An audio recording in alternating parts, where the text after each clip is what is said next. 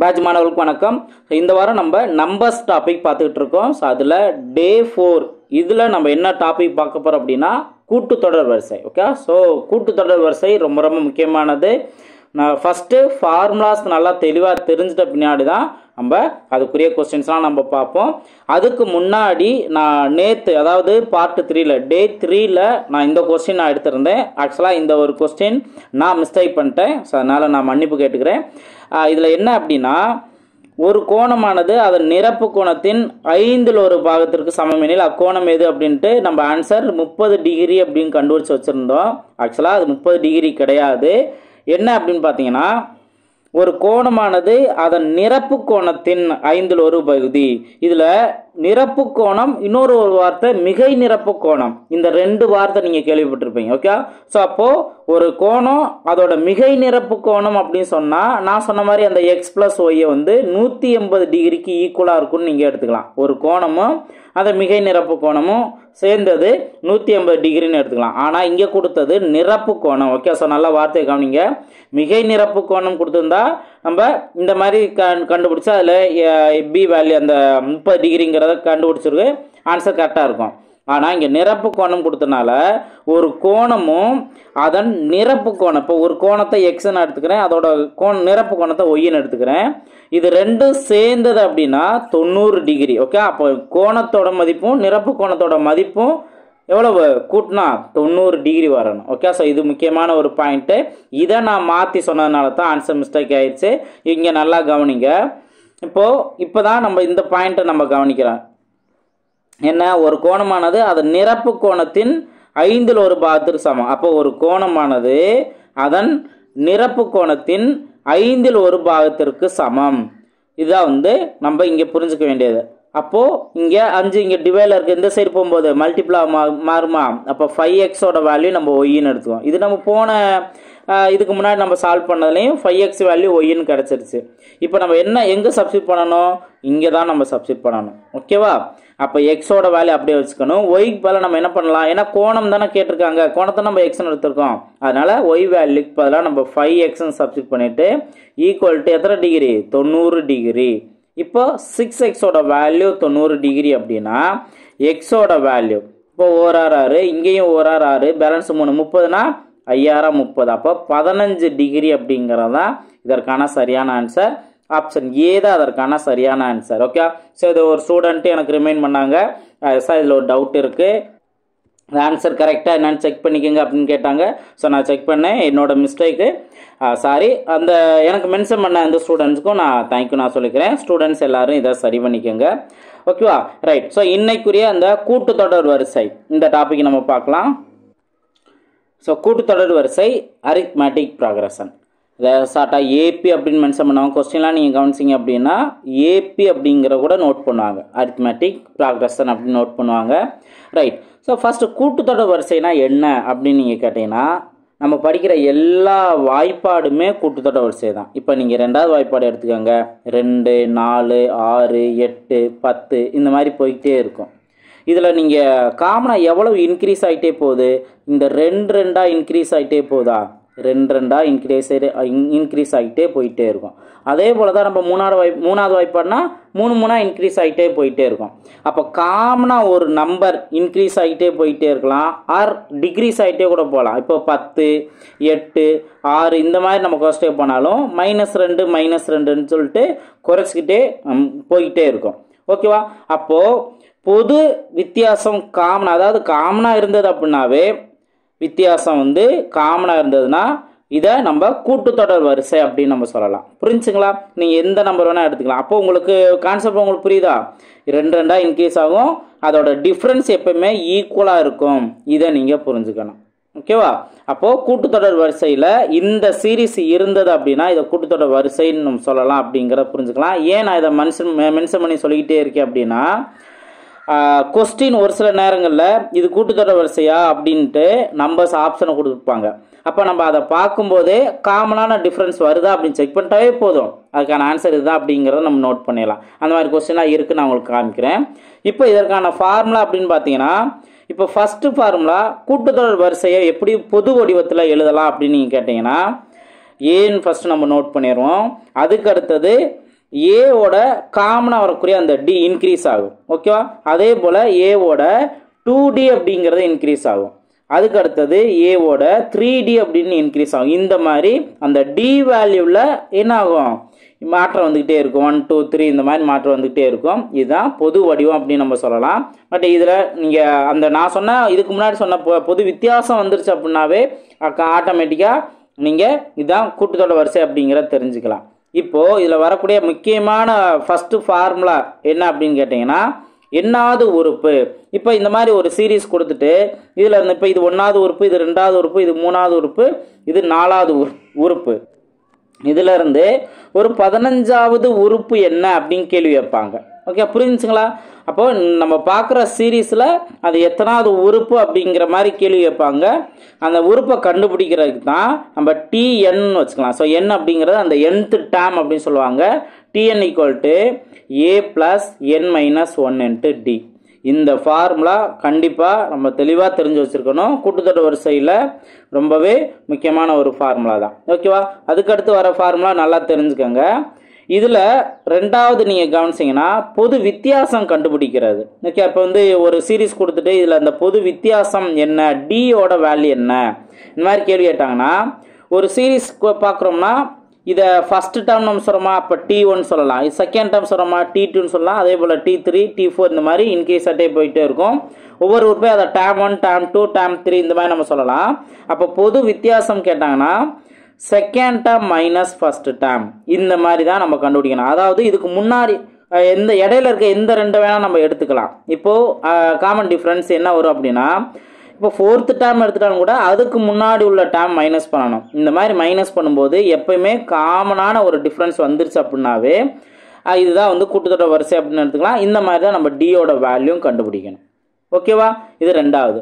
அடுத்து மூணாவது நீங்கள் பார்த்தீங்கன்னா இதில் கூடுதல் கண்டுபிடிக்கிறதுக்கு இருக்கும், அதுக்கப்புறம் எண்ணிக்கை கண்டுபிடிக்கிறதுக்கு இருக்கும். ஓகேவா? இப்போ நான் எண்ணிக்கை கண்டுபிடிக்க மொத்தம் எத்தனை உறுப்பு இருக்குது. இப்போ ஒரு சீரீஸ் ஸ்டார்டிங்கில் இருந்து எண்டு வரைக்கும் ஒரு சீரீஸ் கொடுத்துட்டு இதில் மொத்தம் எத்தனை இருக்கும். இப்போ நீங்கள் இப்போ 14ன்னு இருக்குது, அடுத்து 28ன்னு இருக்குது, நெக்ஸ்ட்டு அதே போல் இப்போ 7, நெக்ஸ்ட்டு 21, அடுத்து 28, இந்த மாதிரி 35, இது மாதிரி பெரிய நம்பராக கொண்டு போயிட்டு மொத்தம் எத்தனை உறுப்பு இருக்குது அப்படின்னு கேட்டாங்கன்னா இந்த n அப்படிங்கிற ஃபார்முலா தான் நம்ம அப்ளை பண்ணணும். அப்போது L - A / D + 1 இதுதான் அந்த உறுப்போட எண்ணிக்கை. மொத்தம் எத்தனை டேம் இருக்குது அப்படின்னு கண்டுபிடிக்கிறதுக்கு இதுதான் இந்த ஃபார்முலா. ஸோ இதையும் நல்லா மைண்டில் வச்சுக்கணும். ஓகேவா?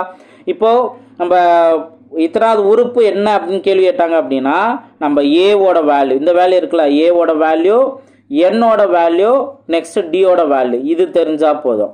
அதே இது எத்தனை உறுப்புகள் இருக்குது அப்படின்னு கேள்வி கேட்டாங்கன்னா உறுப்போட எண்ணிக்கை கேட்டாங்கன்னா எல் அப்படிங்கிறது லாஸ்ட் டேர்ம். அப்போ எல்லோட வேல்யூ இருக்கும். ஏன்னா ஸ்டார்டிங்கில் இருந்து ஒரு எண்டு வரைக்கும் ஒரு வேல்யூ கொடுத்துருவாங்கல்ல, அப்போது அந்த லாஸ்ட் டேர்ம் எல். ஓகே, ஏங்கிறது ஃபஸ்ட்டு டேர்ம் முதல் டேர்ம், டி அப்படிங்கிறது பொது வித்தியாசம்.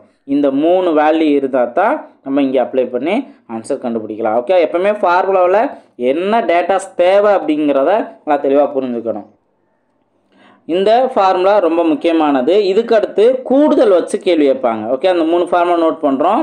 அதுக்கு அடுத்தது கூடுதல் வச்சு, ஓகேவா, இந்த இத்தனை உறுப்புகளோட கூடுதல் என்ன அப்படின்னு கேள்வி வைப்பாங்க. அதுக்கு 2 ஃபார்முலா நம்ம இங்கே யூஸ் பண்ணுற மாதிரி இருக்கும். அது என்ன 2 ஃபார்முலா அப்படின்னு கேட்டிங்கன்னா லாஸ்ட் டேர்ம் கொடுத்தா ஒரு ஃபார்முலா, லாஸ்ட் டைம் கொடுக்காமல் இருந்தால் ஒரு ஃபார்முலா. இப்போது மொத்த கூட்டுத்தொடர் வரிசையோட கூடுதல் என்ன அப்படின்னு கேட்டாங்கன்னா SN இந்த மாதிரி நம்ம நோட் பண்ணுவோம். Okay, so sum of AB அப்படின்னு நோட் பண்ணுவோம். இல்லை nth டேம் வரைக்கும் ஸ்டார்டிங்கிலேருந்து அந்த n டேம் இந்த மாதிரி எத்தனை டேம் கொடுத்துருக்காங்களோ அது வரைக்கும் கேட்டிருந்தாங்கன்னா இதுக்கான formula n/2 × 2a + n - 1 × d. ஓகேவா? ஸோ இந்த ஃபார்முலா எப்பயுமே ஃபார்முலா விஷயத்தில் நீங்கள் அதை கடன்னு இதுதான் ஃபார்முலா, அது நம்ம அப்போதைக்கு கொஸ்டினை பார்த்து நம்ம சால்வ் பண்ணலாம் அப்படிங்கிறத விட ஃபார்முலாவில் இருக்க டேர்ம்ஸ் என்னென்ன வரும், அதை நம்ம எப்படி அப்ளை பண்ணலாம் அப்படிங்கிறத புரிஞ்சுட்டோம் அப்படின்னாவே ஓரளவுக்கு ஈஸியாக இருக்கும். லாஸ்ட் நான் ரிவைஸ் பண்ணுறதுக்கு இந்த ஃபார்முலாங்கிறதே உங்களுக்கு போதுமானதாக இருக்கும். இப்போ இதில் கவனிங்க, நம்ம ஃபஸ்ட்டு பார்த்த இந்த டேர்ம் இருக்கா, nth டேர்ம் அப்படின்னு கேட்டாங்கன்னா a + n - 1 × d அப்படிங்கிறத நம்ம பார்த்துருக்கோம். அதில் என்ன மாற்றம் வந்திருக்கு, என்ன சேஞ்சஸ் இருக்குது அப்படிங்கிற புரிஞ்சு அப்படின்னாவே ஓரளவுக்கு நம்மளுக்கு மறக்காமல் ஞாபகம் இருக்கும். n/2 அப்படி நோட் பண்ணியிருக்கோம். இதே டேமுக்கு பக்கத்தில் ஏக்கு பக்கத்தில் 2ன்னு போட்டிருக்கோம். இதுதான் மாற்றம் இருக்குது. புரிஞ்சுங்களா? ஸோ இதுதான் வந்து அந்த கூடுதலுக்கான ஃபார்முலா. இப்போ இது லாஸ்ட் டேமும் ஃபர்ஸ்ட் டேமும் கொடுத்து மொத்தம் இதோட கூடுதல் என்ன அப்படின்னு கேள்வி கேட்டாங்கன்னா Sn ஈக்குவல் டு அதே n/2 நம்ம நோட் பண்ணோம். இங்கே இருக்க n/2 அப்படியே நோட் பண்ணணும். a + l அதாவது first dam plus last dam. இதுதான் அதற்கான ஃபார்முலா. இந்த ஃபார்முலா மொத்தம் 3ன்னு சொன்னால் இது ஒரு 4 5 மொத்தம் இந்த 5 ஃபார்முலாவை நல்லா தெளிவாக மைண்டில் வச்சுக்கணும். இதை மைண்டில் வச்சிட்டிங்கன்னா போதும், கூட்டுத்தொடர் வரிசை உங்களுக்கு ரொம்ப ரொம்ப ஈஸியானதான், எந்த வித கன்ஃபியூஷன் இல்லாமல் அடுத்தடுத்தது கரெக்டாக அப்ளை பண்ணிடலாம். ஓகே, சரி நீ நம்ம சம்ஸ் நம்ம பார்க்கலாமா? ஃபர்ஸ்ட் கொஸ்டின் பாருங்கள், நம்ம எந்த ஃபார்முலா அப்ளை பண்ணாமல் கூட்டுத்தொடர் வரிசை ஏற்படுத்தினா எண்கள் காண்க அப்படின்னு கொஸ்டின் கேட்டிருக்காங்க. அதாவது 3 எண்களின் விகிதம் 2:3:5. முதலாம் எண் இரண்டாம் எண்ணிலிருந்து 5ஐ கழித்து வரும் பெறப்படும் எண் மற்றும் மூன்றாம் எண் ஆகியன ஒரு கூட்டுத்தொடர் வரிசையை ஏற்படுத்தினால் எண்கள் காண்க அப்படின்னு கொஸ்டின் கேட்டிருக்காங்களா? இப்போ இதில் நீங்கள் ஒரு விஷயத்தை நீங்கள் கவனிக்கணும். ஃபஸ்ட்டு இந்த மாற்றம் நடக்கிறதுக்கு முன்னாடி ஓகே, ஃபர்ஸ்ட் எண் என்ன, முதல் எண் அப்படியே வச்சுக்கணும். ரெண்டாம் எண்ணிலிருந்து 5 கழிச்சுக்கணும். அதுக்கப்புறம் மூன்றாம் எண். இந்த மாதிரி மாற்றம் இருந்தால் தான் அது ஒரு கூட்டுத்தொடர் வரிசையை உருவாக்கும். இந்த பாயிண்ட் நல்லா தெளிவாக புரியுதா? இப்போ அதுக்கு முன்னாடி இங்கே ஒரு ரேஷியோ, நம்பரோட ரேஷியோன்னு கொடுத்துருக்காங்களே 2:3:5ன்ட்டு. இப்போ இந்த ரேஷியோ கொடுத்துருக்க ஆப்ஷனில் எங்கே மேட்ச் ஆகுதுன்னு பாருங்கள். 10:15:25. அதாவது 5 நம்ம 5ஆல் அடிச்சு கொடுத்தோம் அப்படின்னா 2:3:5ன்னு வந்துடும். இது ஓகே. அதே போல் இங்கேயும் நீங்கள் பார்த்தீங்கன்னாலும் -10ஆலே நீங்கள் சிம்ப்ளை பண்ணீங்க அப்படின்னாலுமே 2:3:5ன்னு கிடைக்கும். இதுவும் ஓகே. ஆனால் இங்கே நீங்கள் சிம்ப்ளை பண்ண முடியுமா? அப்போ ஆப்ஷன் சி வராது. இங்கே நீங்கள் சிம்ப்ளை பண்ண முடியுமா? ஏன்னா 7 வருது, இங்கே இதை வராது. புரிஞ்சா? அப்போ நம்ம சால்வ் பண்ணுறதுக்கு முன்னாடி என்ன லாஜிக்கலான பாயிண்ட் இருக்குது, ஆப்ஷனில் எது லாஜிக் இருக்குது அப்படிங்கிறத புரிஞ்சுக்கணும். அப்போ இதுலேருந்தே நம்மளுக்கு என்ன தோணும்? ஃபஸ்ட்டு ஆப்ஷன் ஏவாக இருக்கலாம் அல்லது ஆப்ஷன் பியா இருக்கலாம். இதுதான் இங்கே யோசிக்க வேண்டியது. இப்போ தான் நம்ம என்ன பண்ண போகிறோம் அப்படின்னா, அவங்க கொடுத்துருக்க கண்டிஷன் முதல் என்ன அப்படியே போட்டுறணும். இப்போ ஆப்ஷன் ஏ எடுத்துட்டிங்கன்னா முதல் என்ன நான் 10ன்னு நான் நோட் பண்ணிடுறேன். ரெண்டாவது எண்ணிலேருந்து 5 கழிக்கணும். அப்போ 5 கழிச்சோம்னா 15லேருந்து 5 போனுச்சுன்னா இங்கே 10ன்னு வந்துடுது. அடுத்தது நீங்கள் கவனிச்சுன்னா மூன்றாவது எண்ணை அப்படியே போடணும். அப்போ 25.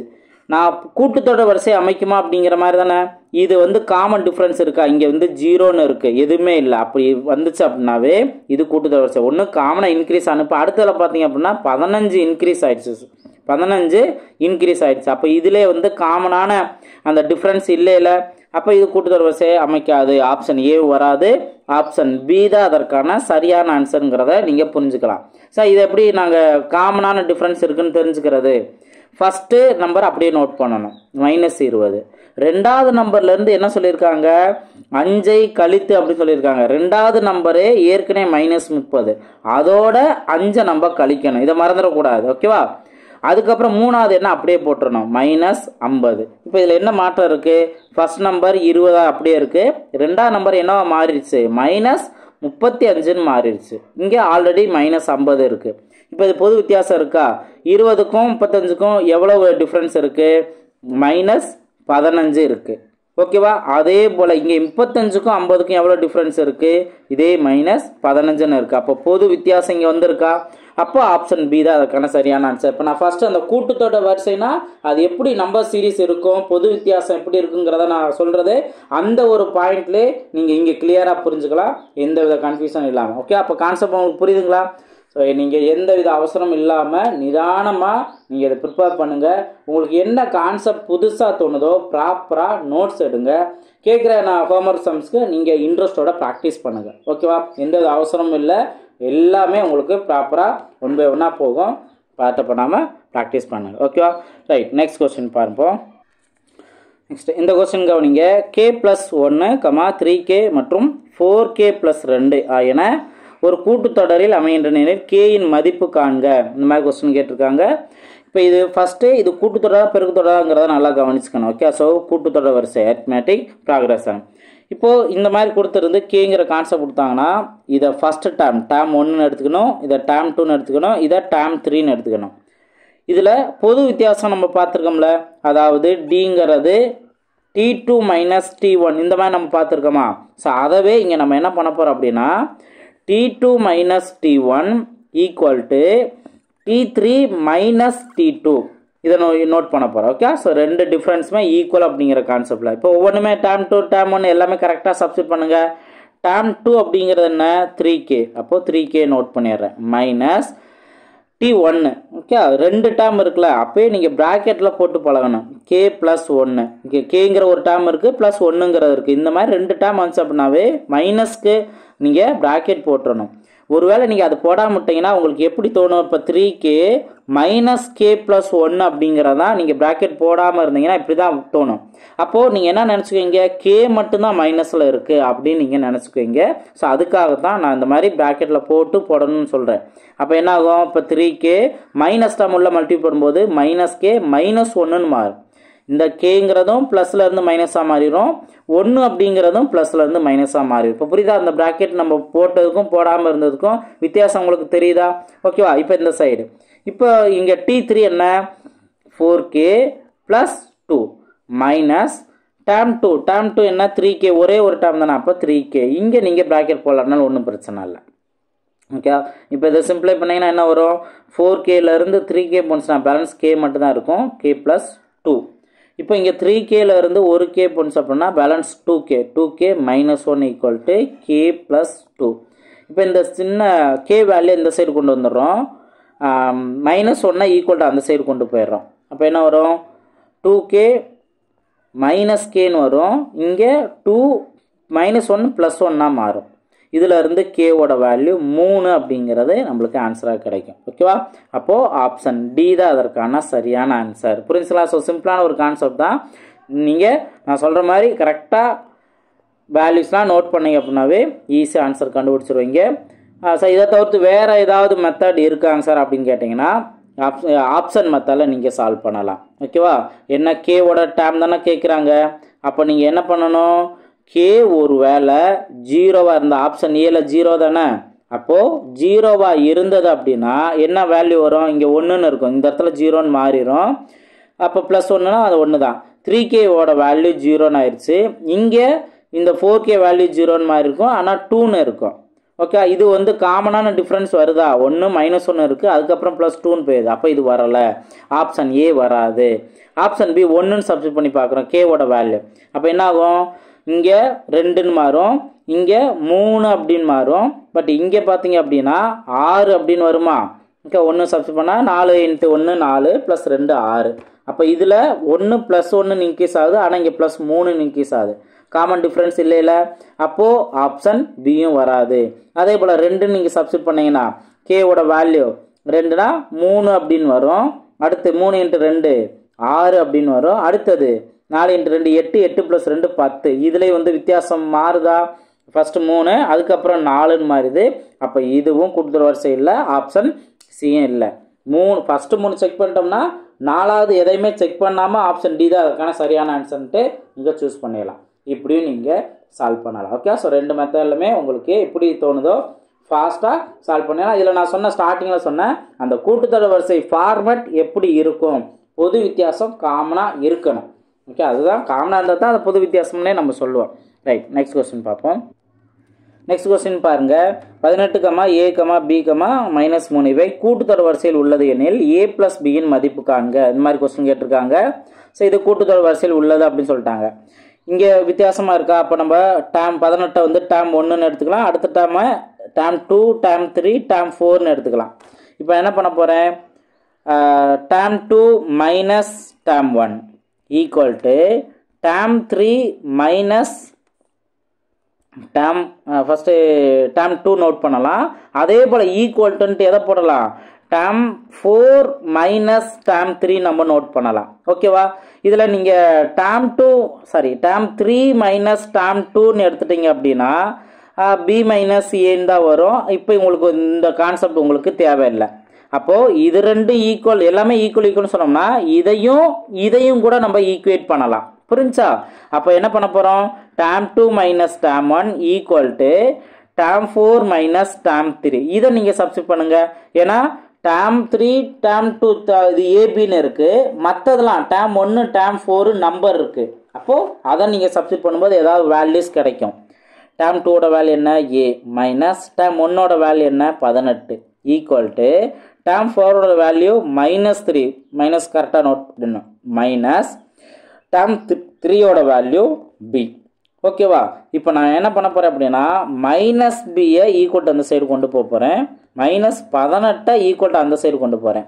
இங்கே ஏங்கிற டேம் அப்படியே இருக்குது, மைனஸ் பி இந்த சைடு வந்துச்சுன்னா ப்ளஸ் பின்னு வந்துடும். இப்போ பார்த்தீங்க அப்படின்னா அவங்க கேட்டிருக்க கேள்வியே ஏ ப்ளஸ் பி தான். அப்போ நம்மளுக்கு ஏ ப்ளஸ் பியோட வேல்யூவே கிடைக்க போகுது. -3 அப்படியே நோட் பண்ணிடுறேன், -18 இந்த சைடு வரும்போது +18 மாறும். அப்போ ஏ ப்ளஸ் பியோட வேல்யூ நம்மளுக்கு என்னென்னு கிடைக்குது 15 அப்படின்னு நம்மளுக்கு கிடைக்கும். ஓகேவா? நம்மளுக்கு ஏவோட வேல்யூ பியோட வேல்யூ தனித்தனியாக கிடைக்கல, டைரெக்டாக 15 அப்படிங்கிறதே கிடைக்குது. ஸோ ஆப்ஷன் சி தான் அதற்கான சரியான ஆன்சர். ஓகேங்களா? நெக்ஸ்ட் கொஸ்டின் பார்ப்போம். நெக்ஸ்ட் கொஸ்டின் பாருங்க. ஸோ இனிமேல் தான் நம்ம ஃபார்முலாஸ் ப்ராப்பராக நம்ம அப்ளை பண்ணுவோம். இங்கே கவனிங்க 7, 10, 13 என்ற எண்களின் வரிசையில் 20வது எண்ணானது. இந்த மாதிரி கொஸ்டின் கேட்டிருக்காங்க. ஃபஸ்ட்டு இந்த மாதிரி நீங்கள் கொஸ்டின் பார்த்தீங்க அப்படின்னா மொதல் விஷயம் நம்மளுக்கு டவுட் வரும். என்னென்னா இது கூட்டுத்தொடர் வரிசையா பெருக்குத்தொடர் வரிசையா, இதை ஃபஸ்ட்டு கிளியர் பண்ணிடணும். அப்போது நீங்கள் 7, 10, 13ன்னு பார்க்கும்போது ஒவ்வொரு நம்பராக இன்க்ரீஸ் ஆகிட்டே தான் போகுது. அதாவது 3 அப்படிங்கிற நம்பராக இன்க்ரீஸ் ஆகிட்டே தான் போகுது. சார் பெருக்குத்தொடர் வரிசைனா எப்படி இருக்குன்னு கேட்டிங்கன்னா வேறு ஒன்றும் இல்லை. இப்போ நீங்கள் 2ன்னு எடுத்துட்டிங்கன்னா 2, 4, 8, 16 இந்த மாதிரி இன்க்ரீஸ் ஆகிட்டே போகுதுன்னு பாருங்கள். 2ஓட 2 மல்டிபிள் பண்ணால் 4. நம்மளுக்கு ஃபர்ஸ்ட் தான் டவுட் வரும், 2ஓட 2 கூட்டினா 4 தானே அப்படின்ட்டு. அப்போ அடுத்தது செக் பண்ணும்போது தான் 4ஓட மறுபடியும் 2 மல்டிபிள் பண்ணால் தான் 8. அதே இது நீங்கள் டிஃப்ரென்ஸ் பார்த்தா 4ன்னு வந்துடும். அப்போ மாறிடுச்சா? அப்போ இது வந்து கூட்டுத்தொடர் வரிசை கிடையாது, பெருக்குத்தொடர் வரிசை. அந்த மாதிரி நீங்கள் புரிஞ்சுக்கணும். அப்போ இங்கே பார்க்கும்போது காமன் டிஃப்ரென்ஸ் 3ன்னு இன்க்ரீஸ் ஆகிட்டே தானே போயிட்டே இருக்குது. அப்போ இது ஒரு கூட்டுத்தொடர் வரிசை ஏபி அப்படிங்கிறத நீங்கள் புரிஞ்சுக்கணும். அதுக்கு அடுத்தது தான் என்ன வரும் அப்படின்னா அந்த எத்தனாவது என்னானது 20வது உறுப்பு 20th டேம் என்ன அப்படிங்கிற கேட்டிருக்காங்களா. அப்போ TN equal to A + N - 1 × D. இந்த ஃபார்முலாவை நீங்கள் மைண்டில் வச்சுருக்கணும். எப்பயும் போல் இந்த நீங்கள் கொடுத்துருக்க இந்த சீரீஸில் இருந்து நீங்கள் என்ன தெரிஞ்சு வச்சுருக்கணும். ஏங்கிற டேம் என்ன முதல் உறுப்பு 7.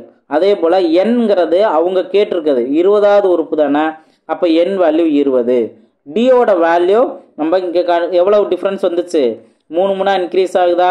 ஸோ இதை டி வேல்யூ இந்த 3 அப்படி நோட் பண்ணிக்கலாம். ஒருவேளை பெரிய டிஃப்ரென்ஸ் இருந்துச்சுன்னா நம்மளுக்கு பார்த்த உடனே கண்டுபிடிக்க முடியலன்னா எப்பயுமே என்ன பண்ணணும் T2 - T1 ஈக்குவலாக வருதா, T3 - T2 ஈக்குவலாக வருதா அப்படின்னு பார்த்துக்க வேண்டியதா.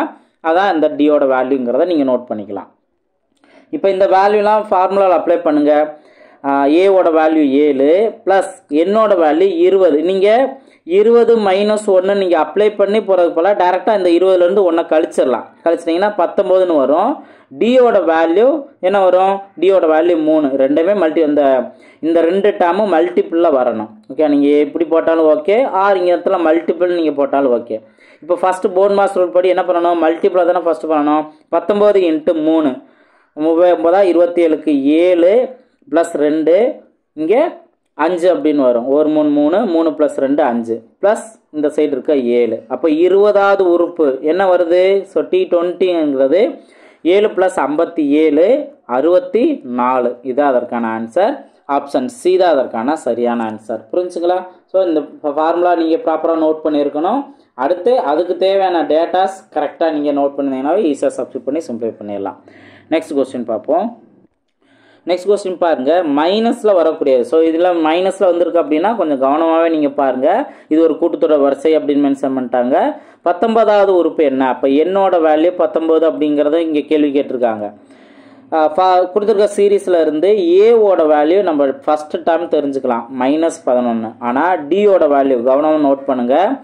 Second term minus first term, second டேர்மும் -15. அப்போது -15 கரெக்டாக நோட் பண்ணிடணும். ஆல்ரெடி ஃபார்முலாவில் வரக்கூடிய மைனஸ் ஃபஸ்ட்டு டேர்ம் -11 அதுவும் மைனஸில் இருக்குது. ஸோ அதனால தான் கவனமாக நோட் பண்ண சொன்னேன். இப்போ என்னவா மாறும் -15. இந்த டைம் என்ன மைனஸ் ப்ளஸ்ன்னு மாதிரி 11 இருக்குது. அப்போ ஆன்சர் -4. டியோட வேல்யூ -4 அப்படிங்கிற நோட் பண்ணிக்கணும். நீங்கள் கரெக்டாக இதெல்லாம் ப்ராக்டிஸ் பண்ணீங்க அப்படின்னாவே உங்களுக்கு ஆட்டோமேட்டிக்காக இதுலேருந்தே உங்களுக்கு தெரிஞ்சிடும். என்ன அப்படின்னா -11ஓட -4 கூட்டினா தான் 15 கிடைக்கும். அடுத்து -15ஓட -4 கூட்டினா தான் -19 கிடைக்கும். இதெல்லாம் நீங்கள் இப்போ ப்ராக்டிஸ் பண்ணும்போது தெரியும். உங்களுக்கு கன்ஃபியூஸ் ஆகுது அப்படின்னா நான் சொன்ன மாதிரி இந்த ஃபார்முலாவை நோட் பண்ணியே டியோட வேல்யூ நீங்கள் கண்டுபிடிச்சிக்கலாம். அப்போ இங்கே என்ன டியோட வேல்யூ என்ன 4. இப்போ எப்பயும் போல் ஃபார்முலா என்ன, எத்தனாவது உறுப்பு தானே கேட்டிருக்காங்க. அப்போது டிஎன் ஃபார்முலா தான். TN equal to a + n-1 × d. Practice பண்ணும்போது ஃபார்முலா எழுதி ப்ராக்டிஸ் பண்ணுங்கள். இப்போ ஒவ்வொரு வேல்யூ சப்ஸ்டிட் பண்ணலாமா. ஏவோட வேல்யூ -11 ப்ளஸ் என்னோட வேல்யூ 19. அப்போ 19ல் 1 கழிச்சிட்டோம்னா 18. அடுத்து டியோட வேல்யூ -4. அப்போது -11 ப்ளஸ் 11 × 4. அதாவது இதுவும் வந்து மைனஸாக தான் வரும். அப்போ நான் இங்கே மைனஸ் நான் நோட் பண்ணிடுறேன். ஏன்னா ப்ளஸ் இன்ட்டு மைனஸ் மைனஸ் தான். 4 8 32க்கு 2 பேலன்ஸ் 3 ஒரு நாள் 4 4 + 3 7. அப்போது -11 -72 -83. இதுதான் அந்த 19வது உறுப்பு. -83 ஆப்ஷன் ஏ தான் அதற்கான சரியான ஆன்சர். புரிஞ்சுங்களா? ஸோ மைனஸில் வருது அப்படின்னா கரெக்டாக நோட் பண்ணணும். இப்போ இதுதான் உங்களுக்கு நம்பர் சீரீஸ் எது வேணால் கொடுப்பாங்க. அது ஒரு கூட்டுத்தொடர் வரிசைங்கிறத நீங்கள் தெரிஞ்சுக்கலாம். நெக்ஸ்ட் அது எத்தனாவது உறுப்பு அப்படின்னு கேட்குறாங்கன்னா அந்த உறுப்புக்கான ஃபார்முலா நீங்கள் நோட் பண்ணிவிட்டு அதுக்கு தேவையான டேட்டாஸ் என்னென்ன அப்படிங்கிறத கரெக்டாக நோட் பண்ணி சப்ஸ்டிட் பண்ணி சிம்ப்ளை பண்ணிடலாம். இதே மாதிரி நிறையா சம்ஸ் இருக்கும். உங்களுக்கு நான் ஒரு ஹோம்ஒர்க் சம் கொடுக்குறேன். ஸோ இந்த கொஸ்டின் உங்களுக்கான ஹோம்ஒர்க் கொஸ்டின் ரொம்ப ஈஸியானதான். நீங்கள் எந்த வித ரிஸ்க்கும் எடுக்க தேவையில்லை. இப்போ நம்ம பார்த்துக்கிட்டு இருந்த அதே மெத்தட் தான். நான் உங்களுக்கு என்ன ப்ராசஸ்ங்கிறத நான் சொல்லிடுறேன். ஆக்சுவலாக இங்கே சீரீஸ் என்ன இருக்குது, x(3/2) x², அடுத்து x⁵(5/2) இந்த மாதிரி கொடுத்துட்டு இந்த தொடர் வரிசையின் 85வது உறுப்பு என்ன, இதுதான் வந்து கேள்வி கேட்டிருக்காங்க. அப்போது டேம் வந்து நம்ம என்ன கண்டுபிடிக்கணும், 85th டேம் நம்ம இங்கே கண்டுபிடிக்கணும். ரைட் சார், நம்ம இப்போ பார்த்து டேரெக்டாக நம்பரே கொடுத்துருந்தாங்க. இங்கே என்ன எக்ஸ் காமனாக கொடுத்துருக்காங்க அப்படின்னா எக்ஸ் பவரில் கொடுத்துருக்காங்கன்னா நீங்கள் எக்ஸ் பவருங்கிறது யோசிக்கவே வேணாம். ஜஸ்ட் அந்த நம்பரை மட்டும் நோட் பண்ணுங்கள். இங்கே பவரில் என்ன இருக்குது, 1 தானே இருக்குது, 1. இங்கே பவரில் 3/2, அப்போ 3/2. நெக்ஸ்ட்டு 2 இருக்குது, அடுத்து 5/2 இருக்குது. இதுதான். அப்போ ஆரம்பத்தில் பார்க்கும்போது நம்மளுக்கு என்ன சார் ஈஸியான கொஸ்டினாக எடுத்துகிட்டு நம்மள்ட்ட கஷ்டமான கொஸ்டினாக கொடுக்குறாரு அப்படின்னு தோணும். ஓகே, அது ஆக்சுவலாக அது கிடையாது. இந்த நம்பர்ஸ் இதுதான். இப்போ இந்த சீரீஸில் 85வது உறுப்பு என்ன, இதுதான் வந்து கேள்வி கேட்டிருக்காங்க அப்படின்னு நினைக்கலாம். இப்போ நீங்கள் 85வது உறுப்பை கண்டுபிடிச்சிட்டு எக்ஸ் பவரில் நீங்கள் நோட் பண்ணிட்டீங்கன்னாவே வேலை முடிஞ்சிச்சு. புரிஞ்சுங்களா? ஓகே, இப்போ இதிலிருந்து ஏவோட வேல்யூ என்ன 1, அடுத்தது என்னோட வேல்யூ என்ன 85. நெக்ஸ்ட் டியோட வேல்யூ கண்டுபிடிக்க நான் என்ன சொல்லியிருக்கேன், second term minus first term சொல்லியிருக்கேனா. செகண்ட் டேர்ம் என்ன 3/2, அப்போது 3/2 மைனஸ் ஃபர்ஸ்ட் டேர்ம் 1 தான். அப்போ இதை நீங்கள் சிம்ப்ளை பண்ணணும். என்ன வரும், எல்சிஎம் 2ன்னு எடுத்தீங்கன்னா 3, இந்த சைடு -2ன்னு வரும். அப்போது 1/2 அப்படின்னு இருக்கா, இதுதான் டியோட வேல்யூ. அப்போ கரெக்டாக இந்த ஃபார்முலாவில் நீங்கள் சப்ஸ்டிட் பண்ணுங்கள். சப்ஸ்டிட் பண்ணிட்டு சிம்ப்ளை பண்ணி 8th 5th டேர்ம் என்ன அப்படிங்கிறத கண்டுபிடிக்கலாம். ஆன்சரை கமெண்ட் செக்ஷனில் நீங்கள் பதிவு பண்ணுங்கள். ஓகே, ஸோ ஆர்வத்தோடு ப்ராக்டிஸ் பண்ணிங்கன்னா எல்லாமே உங்களுக்கு ஈஸியாக தான் இருக்கும். நல்லா ப்ராக்டிஸ் பண்ணுங்கள். ஓகே, ஸோ இது உங்களுக்கான ஹோம்ஒர்க் கொஸ்டின் நம்பர் 1. இப்போ இதுலேயே கூட்டுத்தொடர் வரிசையில் இன்னும் நிறைய விஷயங்கள் யோசிக்கிற அளவுக்கு இருக்கும். நான் அடுத்தடுத்து ஒன் பை ஒன்னாக உங்களுக்கு நான் சொல்கிறேன். இந்த கொஸ்டின் கவனிங்க. ஒரு கூட்டுத்தொடரில் 5வது உறுப்பின் 5 தடவையானது 8வது உறுப்பின் 8 தடவைக்கு சமமாக இருந்தால் 13வது உறுப்பை காண்க அப்படின்னு கொஸ்டின் கேட்டிருப்பாங்க. இதுக்கு மேலாம் பார்த்தோம்னா ஏதாவது ஒரு நம்பர் சீரீஸ்ன்னு கொடுத்துருப்பாங்க. பட் இங்கே பார்த்தீங்கன்னா எந்த வித சீரீஸும் கொடுக்காம 13வது உறுப்பு காண்க அப்படின்னு கொஸ்டின் கேட்டிருக்காங்க. அப்போது இந்த சென்டென்ஸை நம்ம ஒரு ஈக்குவேஷனாக ஃப்ரேம் பண்ணணும். நல்லா கவனிச்சுக்கோங்க.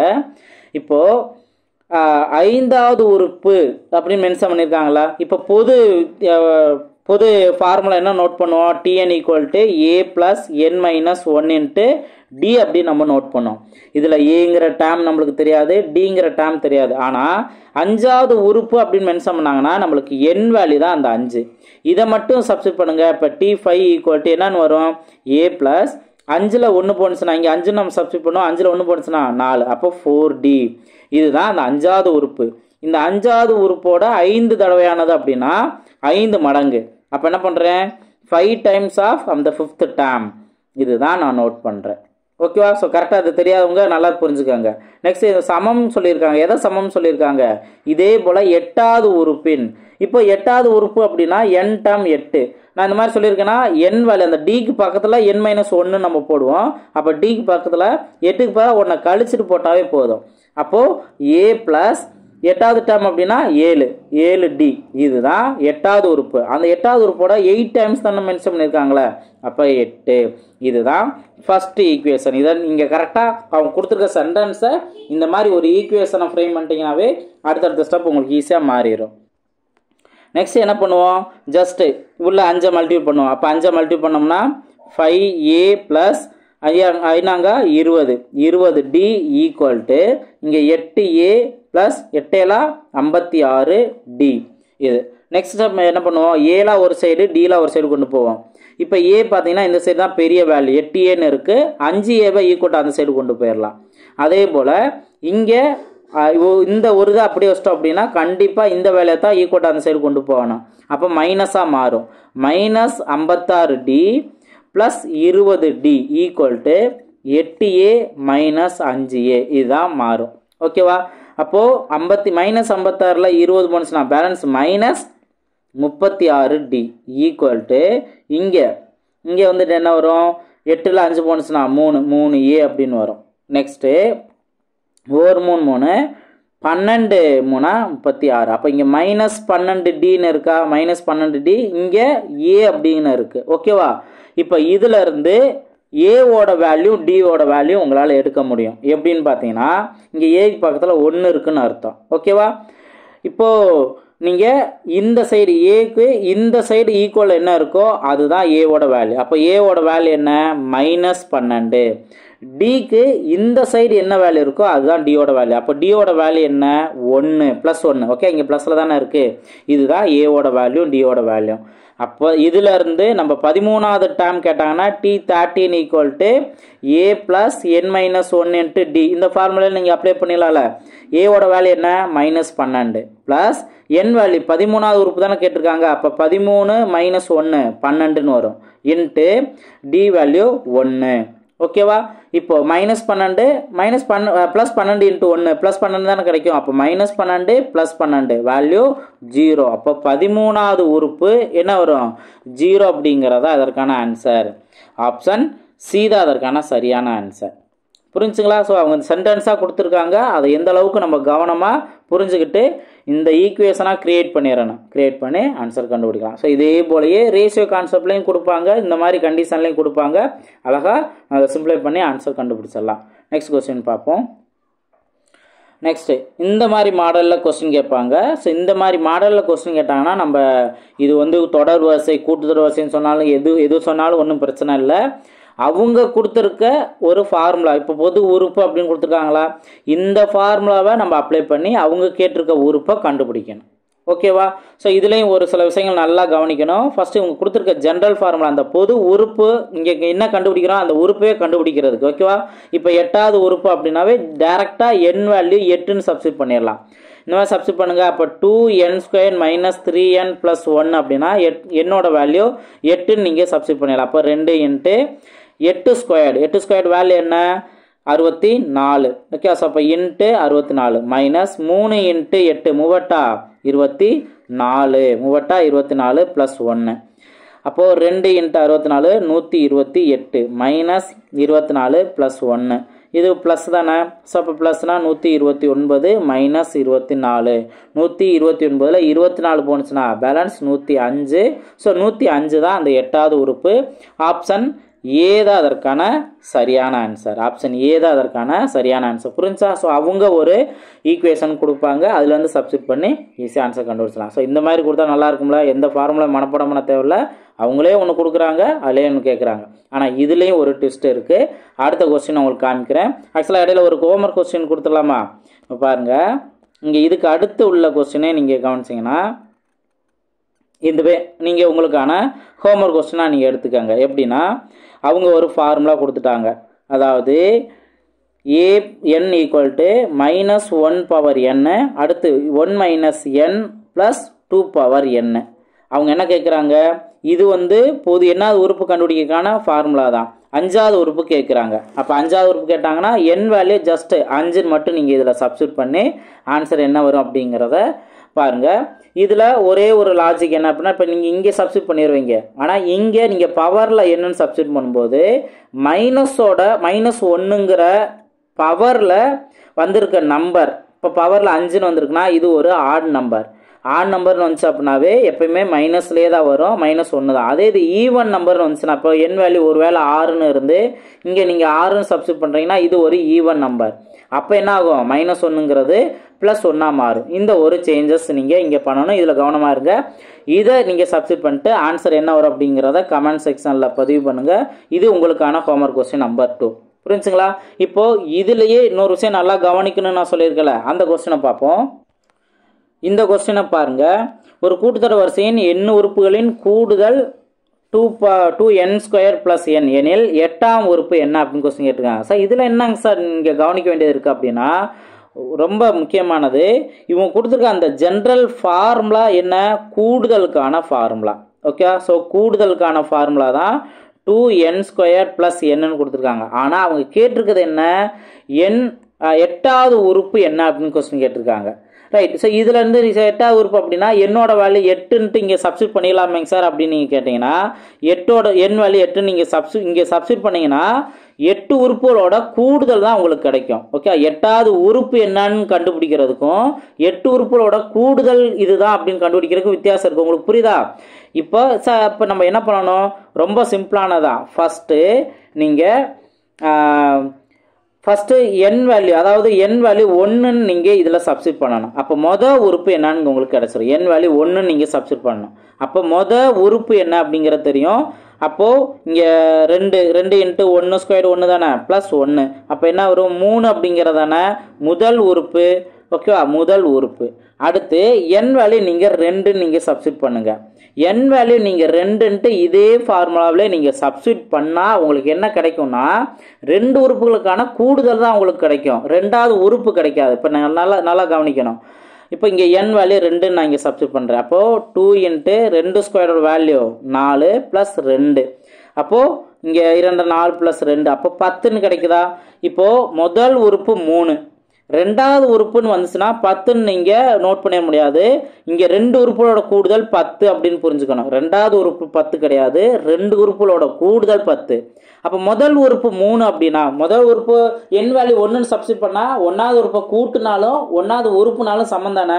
அதனால தான் நான் அந்த முதல் உறுப்பு 3ன்னு சொன்னேன். ஆனால் 2ஆவதுல 10 அப்படிங்கிறது 2 உறுப்புகளோட கூடுதல். அப்போ 3 இருக்குன்னா அடுத்த உறுப்பு என்ன இருந்தால் கூடுதல் 10 வரும், 7ன்னு இருந்தால் தான். அப்போ இதில் இருந்து முதல் உறுப்பு 3, 2ஆவது உறுப்பு 7. இதுதான் நீங்கள் கண்டுபிடிக்க வேண்டிய விஷயம். ரைட்டு. இப்போ இதில் இருந்து நீங்கள் என்ன தெரிஞ்சுக்கலாம், ஏவோட வேல்யூ 3. ஓகேவா? அடுத்து என் வேல்யூ 7 அப்படிங்கிறத நீங்கள் எடுத்துக்கலாம்ல. சாரி, 2ஆவது உறுப்பு 7ன்னு எடுத்துட்டிங்கன்னா டியோட வேல்யூ என்ன வரும், இதோட 4 தான் இன்க்ரீஸ் ஆகிருக்கு. அப்போ டியோட வேல்யூ 4. இப்போது அவங்க என்னாவது உறுப்பு கேட்டாங்க அப்படின்னா இது எப்பயுமே நம்ம கண்டுபிடிச்சா அதே ஃபார்முலாவில் TN = 8ஆவது உறுப்பு தானே கேட்டுக்காங்க. அப்போ A + n - 1 × D இதவே நீங்கள் அப்ளை பண்ணிடலாம். ஓகே, ஸோ அப்ளை பண்ணீங்க அப்படின்னா இந்த சைடு நான் நோட் பண்ணுறேன். A வேல்யூ 3, D வேல்யூ 4, இதுதான் நம்ம சப்ஸ்டிட் பண்ணணும். அப்போது T8 = A 3 + n வேல்யூ 8ஆவது உறுப்பு தானே. அப்போ 8 - 1 7ன்னு வரும். டியோட வேல்யூ 4. அப்போது 3 + 8 7 28. அப்போ ஆன்சர் என்ன வரும், 31ன்னு வருமா? அப்போ அந்த 8ஆவது உறுப்பு 31. ஓகே, ஆப்ஷனில் இருக்கா? ஆப்ஷன் டி தான் அதற்கான சரியான ஆன்சர். ஒருவேளை நீங்கள் டைரெக்டாக 8 நீங்கள் சப்ஸ்டிட் பண்ணிங்கன்னா அது தவறானது, அதுவே ஆப்ஷனாகவும் இருக்கும். ஓகே, இப்போ நீங்கள் என் வேல்யூ 8ன்னு சப்ஸ்டிட் பண்ணுங்கள். 8² வேல்யூ 64, 64 × 2 128 + 8. அப்போ என்ன வருது, 136 வருதா? மொதல் ஆப்ஷனே அதான் கொடுத்துருக்காங்க. ஆகா, கரெக்டாக கண்டுபிடிச்சோம், ஆப்ஷன் ஏதா அப்படின்னு நோட் பண்ணிடக்கூடாது. ஸோ கரெக்டாக இதை நீங்கள் கவனிக்கணும். ஸோ அதனால தான் இந்த உறுப்புகளின் கூடுதல்னு கொடுத்து அவங்க எத்தனாவது உறுப்பே கேட்டாங்கன்னா நம்ம கவனமாக இருக்கணும். அதே இது 8 உறுப்புகளோட கூடுதல் என்ன அப்படின்னு கேட்டாங்கன்னா இந்த நம்ம எடுத்தோடனே இந்த ஃபார்முலாவில் என் வேல்யூ 8ன்னு சப்ஸ்டிட் பண்ணிடலாம். ஆன்சர் நம்ம கண்டுபிடிச்சிடலாம், ஈஸியாக கண்டுபிடிச்சிடலாம். ஈஸியாக கண்டுபிடிக்க விட மாட்டாங்க, யோசிக்கிற அளவுக்கு தான் கொஸ்டின் இருக்கும். ஓகேவா? ரைட். இப்போது இந்த ஒரு வீடியோவில் நீங்கள் 3 மெத்தட் நீங்கள் தெரிஞ்சிருப்பீங்க. ஒன்று அந்த டி வேல்யூ வச்சு d2 மைனஸ் t1 இந்த டேம் வச்சு ஆன்சர் எப்படி கண்டுபிடிக்கிறது, அடுத்து எத்தனாவது உறுப்புன்னு கேள்வி கேட்டாங்கன்னா அதை கண்டுபிடிக்க பார்த்துருப்பீங்க. அடுத்து காமன் ஒரு ஃபார்முலா கொடுத்து ஆன்சர் என்ன கண்டுபிடிக்கணுங்கிறத நீங்கள் லேர்ன் பண்ணியிருப்பீங்க.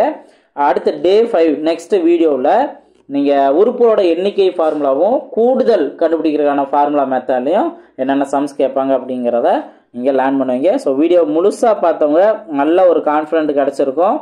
எப்படி கொஸ்டின் ட்விஸ்ட் பண்ணி கேட்டாலும் உங்களால் ஈஸியாக ஆன்சர் கண்டுபிடிச்சிட முடியும். ஓகேங்களா? ஸோ இந்த கொஸ்டின் உங்களுக்கான ஹோம்ஒர்க் கொஸ்டின் குரூப் 4 2019 கேட்டிருக்காங்க. இது உங்களுக்கான homework question number 3. A1 value -1, ஏஎன்னுட்டு ஒரு காமன் ஃபார்முலா கொடுத்துட்டு A2 A3 என்ன வரும்னு கேட்குறாங்க. ஸோ காமன் ஃபார்முலா உங்களுக்கு ஒருவேளை கிளியராக தெரியலனா ஏ கீழே n-1 ஓகேவா டிவைடட் பை n+2. ஓகே, இதுலேயே உங்களுக்கு கிளியராக தெரிய வாய்ப்பு இருக்கும். n+2 இதுதான் இந்த ஜென்ரல் ஃபார்முலா. இதில் வந்து அவங்க A2 என்ன A3 என்ன அப்படிங்கிறத கேட்குறாங்க. நீங்கள் n வேல்யூ 2ன்னு சப்ஸ்டிட் பண்ணி ஆன்சர் கண்டுபிடிக்கலாம், n வேல்யூ 3ன்னு சப்ஸ்டிட் பண்ணி ஆன்சர் கண்டுபிடிக்கலாம். ஸோ என்ன ஆன்சர் வருங்கிறத கீழே கமெண்ட் செக்ஷனில் பதிவு பண்ணுங்கள்.